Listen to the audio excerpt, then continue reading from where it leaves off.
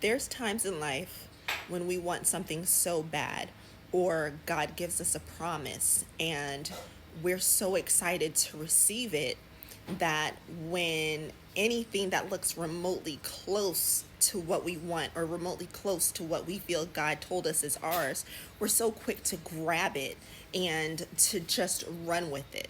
And the problem with that is there are counterfeits. And we have to use our discernment to really think, is this from God? Is this what God told me is mine? This goes for a job, a home, a partner, anything. We truly, truly have to use our discernment because, me personally, if it's not from God, I don't want it because that's when problems arise. When you are walking out of the will of God, things are not going to be easy. I just had a conversation with someone last night that called me in distress, and they just kept saying, why does it seem so hard? Why does it seem so hard? It's getting harder and harder. Because you're in a place where God doesn't want you. God is making it so you are so miserable in a place to where he's making sure that not only do you get out of there, but you don't go back to a situation such as that. The same situation was the same topic of conversation came up with someone the same day about their job and how they were miserable at the job, and the job was cutting their hours. Again, you are being made to feel uncomfortable, so you will turn away from where you're at or who you're with because God doesn't want you there. Your time up is gone, it's done, it's over. Or you probably weren't supposed to be there to begin with. And I'm speaking from personal experience. I've been in places and with people where I was never supposed to be there or be with that person, and I was made to be beyond uncomfortable. Uncomfortable discomfort, those it was nothing compared to what I felt. So we truly have to use our discernment.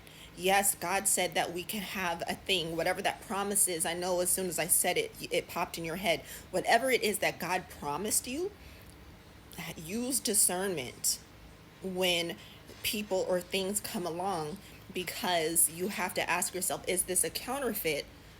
And what God promised me is right behind it, because that's usually the case. So when the counterfeits come, what God promised you is right behind it.